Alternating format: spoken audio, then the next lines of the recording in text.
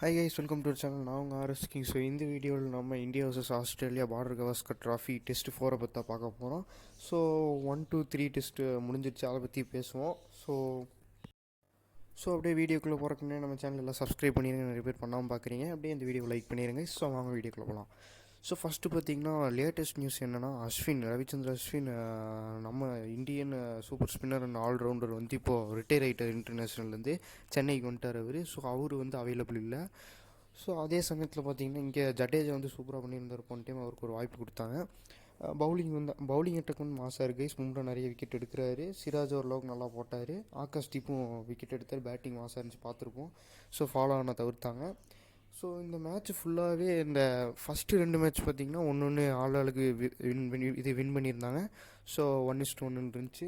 Third match யார் ஜெயிப்பாங்க, lead இருப்பாங்கன்னு பார்த்துட்டு இருந்தால் மழை ஒரு தொல்லை கைஸ்.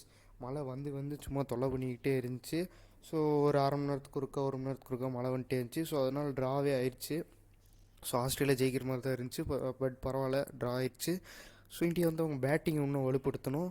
அந்த இடத்துல நின்று வர்றதுக்கு யாருமே இல்லை. விராட் கோலி அவுட் ஆஃப் ஃபார்மில் தான் சுற்றிட்டுருக்காரு.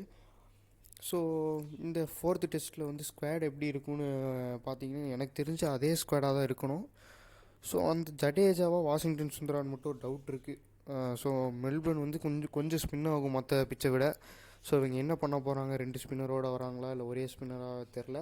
பேட்டிங் வந்து எந்த மாற்றமுமே இருக்காது கைஸ். ஸோ நல்லா தான் இருக்குது. யாரும் கொஞ்சம் நல்லா ஆடினாங்கன்னா பரவாயில்ல. ஸோ ஜெய்ஸ்வால் நல்லா ஆட மாட்டார். விராட் கோலி நல்லா இல்லை. ரோஹித் சர்மா இம்பார்ட்டண்ட்டான பிளேயர் ஆட மாட்டார். ஸோ அப்படியே ஆஸ்திரேலியா சைடு வந்தோம்னா அங்கே ஹேசல்வுட் அவங்களுக்கு இல்லை கைஸ். திரும்ப இன்ஜுரி, அவர் போயிட்டார். ஸோ அவர் இல்லாமல் ரொம்ப ஸ்ட்ரகிள் பண்ணாங்க. ஸோ திரும்ப அவருக்கு பதிலாக போலாண்டு தான் வருவார். அவரோட ஹோம் கிரவுண்ட் வேறு அது. ஸோ அவங்க பவுலிங் அட்டாக்கும் சூப்பராக இருக்குது. பேட்டிங் அட்டாக் அதை விட மாசாக இருக்குது.